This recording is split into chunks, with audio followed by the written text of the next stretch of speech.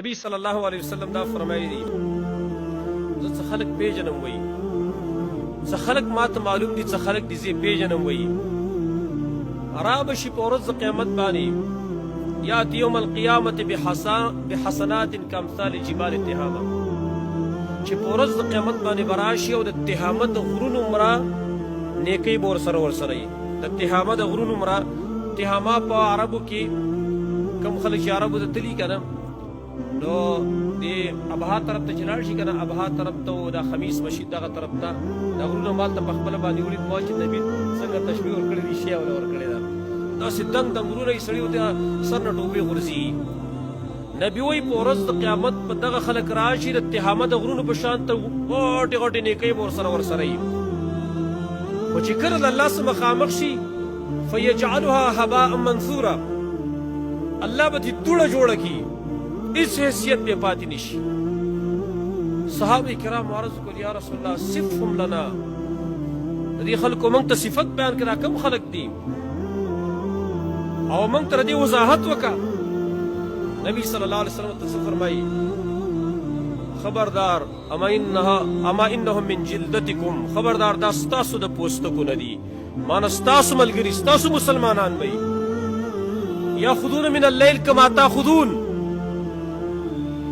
چې د شپې به تهجد هم کوي د شپې په مانځه باندې ولاړې د الله سره به خپل مناجات هم وي روژې به هم نیسي تلاوتونه به هم کوي لیکن دا خلق دی اذا خلو بمحارم الله انتهکوها کله به چې ځان له ځای کې کېناسته نو بیا چې کوم څه الله حرام کړي وو دقې ارتکاب به کاوه چې کله به ځان له شول زما ورور څومره نوجوانان دي څومره خلک دی مخامخ چې وګورئ ظاهره کې ډېر ښایسته معلومیږي ډېر نیک سړی معلومیږي خو چې کله بیا ځان له شي ځان له ځای کې یوټیوب کوناب کې چې په یوټیوب باندې کم ګند وګوتم په فیسبوک باندې کم ګندې ګوري هلته په واټساپ باندې به څومره ګنده میسیجونه به یې خلکو ته کوي د پردو زنانو سره کم تعلقات یې ساتي ولکنهم قوم اذا خلو بمحارم الله انتهکوا دا خلک دی چې کله به ځان له شو بیا به د الله منهیات کوم څه چې الله منع کړي وو دقې ارتکاب به کاوه عرض مې دا زمانه خبره بل طرف ته اوږده شوه چې هغه سترګې دي وایي د دې حفاظت کوه دا غلطې مه استعمالوه غوږونه غلط مه استعمالوه نن خلک په دقه غوږونو باندې هغه څه اوري چې کوم الله نه خوښوي الله موږ منع کړي وو قرآن ته دا مسله معلومه ده د حدیث ته دا مسله معلومه ده چې په دې باندې غلط څه مه اورئ په دې باندې غیبتونه مه اورئ په دې باندې ګانې مه اورئ نن تاسو وګورئ داسې دور راغلی ما مخکې ابتدا کې دا خبره وکړه هغه فتنو باسې زما متعلق زما مقصود چې بهر ته وځې بهر ته کله د کور ته بهر ته راوځي ته به غیر اختیاري طور باندې په ګناه کې مبتلا کېږي که ته نن اخبار هم ګورې که نه اخبار نو هلته الله ماته ویلي قل للمؤمنین یغضوا من ابصارهم ای نبي مؤمنانو ته ویوه چې خپل نظرونه ښکته کوي لیکن ما او تا نن دغه آیات چې کوم دی غیر اختیاري طور باندې موږ دا ماته او موږ په عمل کوو هغې لره څنګه که موږ اخبار هم کولاو کړو که نه اخبار په پرنټ باندې به اخبار والا چې کوم یې نو د هغه زنانه تصویر بیا راوستلی چې کومه خلکو ته ډېره ښایسته ښکاره کېږي ستا به ډایرکټ باندې لاول نظر لګي نوجوان طبقه به وایي راځئ دا شوبیز پکې لاول ګورو شوبیز دا پکې لاول ګورو وایي شوبیز کې څه هم دقه ګنده خلک دایي تصویران د زنانو بربړ تصویران پکې که نه سترګې غلطې مه استعمالوه وایي وایي فلیحفظ الرأس وما وعى سر محفوظ کو سر یې سراګیر کړي دي دارنګې بازار ته چې کله ته وځې که نه د بې اختیاره به ستا په غوږ باندې د ګانې اواز راځي نن خو په جلسو په جلوسونو کې هم صیبه د ګانو اوازونه خلکو د دې نه بغیر دې هم نه تېرېږي او څه وایي دا د روح غذا ده وایي وایي دا د روح څه ده غذا ده وایي که نن دا خبرې ته خلکو ته کوې وایي دا تنګ نظري ده تنګ نظري نه ده دا د الله نافرماني ده چې دا کوم خلک یې کوي الله نوی بند کړي زما څه کار دی چې زه بندوم زما څه کار دی چې زه پې رد کوم خو زما الله بند کړي دي زما نبي بند کړي دي ځکه موږ بندوو او موږ پې رد کوو او خلک څه وایي یاره جي وایي دې نه بغیر زړه ته اطمینان و سکون نه میلاوي سبحان الله زما وروڼو قسم په الله دې خلکو د سکون او د اطمینان ځای نه دی پېژندلی، د سکون او د اطمینان ځای دی خلکو نه دی پېژندلی چې خلکو ته اطمینان په څه کې میلاویږي، سکون په څه کې میلاویږي. تاسو راته تپوس کوم زما وروڼو، د الله په خبره کې دروغ راتلی شي؟ نشي راتلی.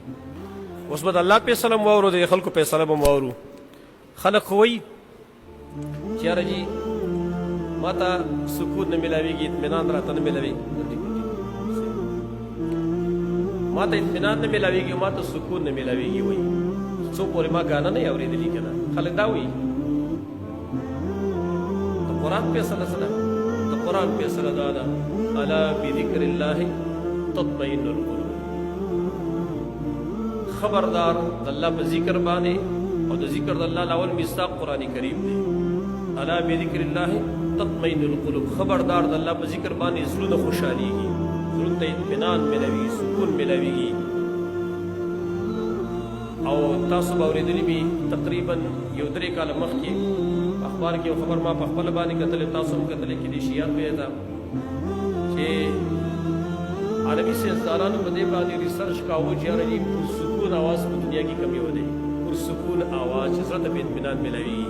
و هغې چې ریسرچ وکړو دې نتیجې ته ورسېدل چې په دنیا کې پرسکون آواز دا د قرآن کریم دی، دا د قرآن کریم پرسکون آواز دی. ورته دا کفار دي، دا ډول ریسرچونه هم کوي، خو نور کفار چې کوم وي نو هغه زما سره د عقایدو خرابولو لپاره خلکو ته دا په ذهن کې ورار دی چې یاره دا تفریح ده جي، د دې انکار کول دا تنګ نظري د پلان دی. نو زه یوه بل خبره هم تاسو اورېدلی چې یاره جي اوس نوي تابوتونه جوړېږي، نوي تابوتونه. تا هم کتلي نوی تابوت اخبار کې وو که نه؟ نوی تابوت چې کوم دی ایجاد کړی شو، هغې کې دا دی چې په هغې کې به خپله USB او خپل میموري کارډ په هغې کې فټ وي، چې کله به قبر کې کېښودلی شي نو هغه ته به آلرډي اټومیټیکلي هغه ته به هلته ګانه سټارټېږي، نو په قبر کې هم دی ګانه اوري. دا دومره ظالمان دي، ته را پته نه شي چې هلته رایي اختیار ستا دی، اټومیټیکلي هلته به تا د ګانه سټارټېږي. سبحان الله. نو خلک دا اوري، قرآن نه اوري. ولې وایي زړه ته سکون نه میلاویږي؟ زه ته په قسم سره ویم په مسجد کې ناست یم، والله بالله ثم تالله چې د الله د دین او د الله د کلام نه علاوه بل ځای کې سکون نشته دی، اطمینان نشته دی. د الله په دین کې چې کوم اطمینان او کومه خوشحالي ده دا چا نه پېژندلې. دیو جن امام ابن القیم رحمه الله هغه فرمایي الجواب الکافي کې هغه وایي لو علم الملوک وابناء الملوک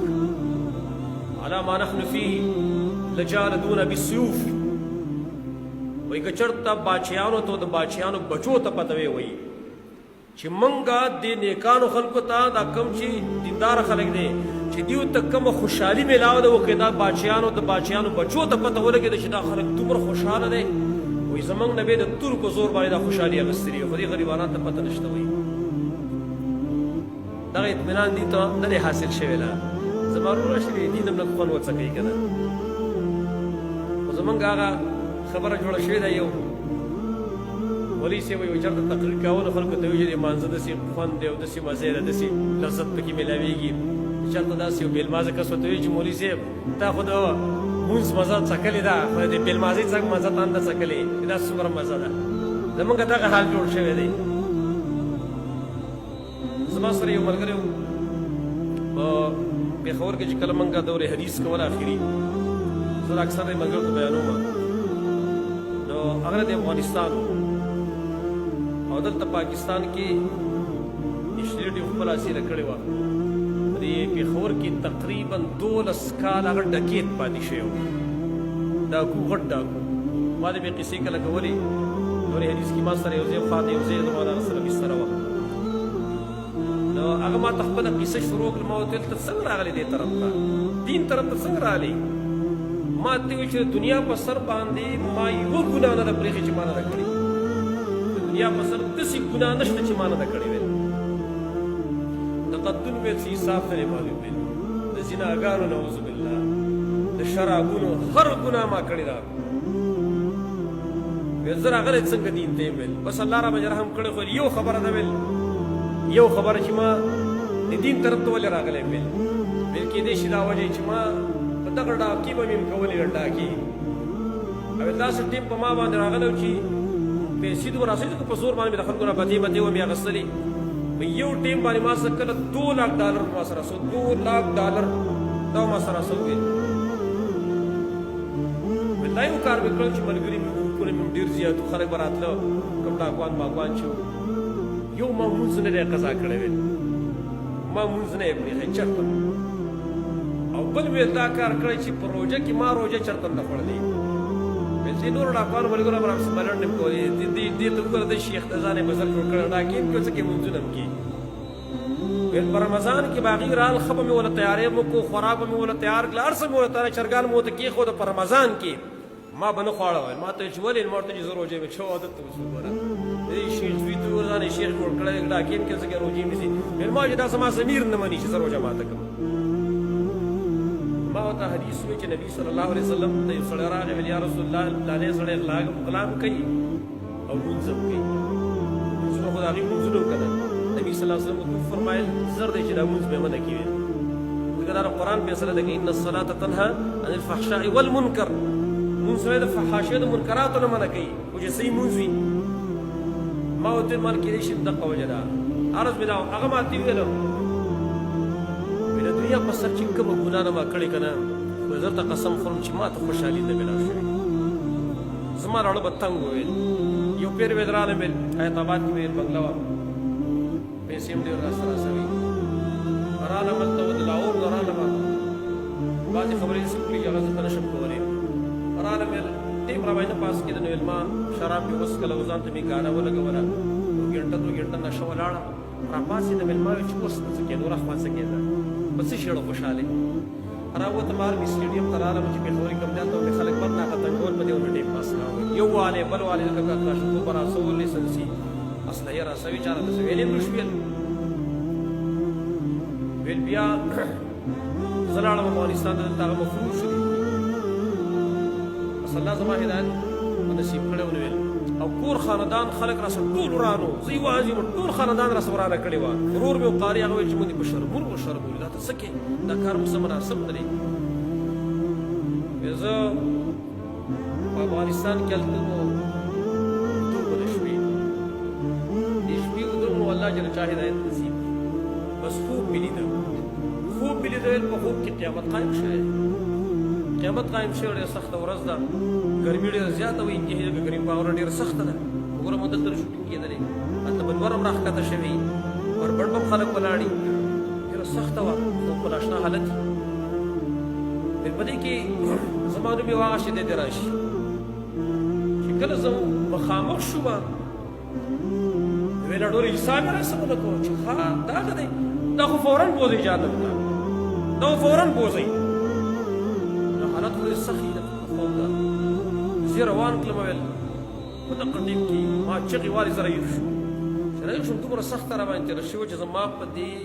کپړو کې یو ځای وچم نه ټولې نه خولې بېدلې وې دومره سخته را باندې تېره شوې وه کېناستم حوصله مې نه برابرېدله ساله مې ورور ته وویل چې زه چې ځو ما ته چېرته یې ځای وښی و چې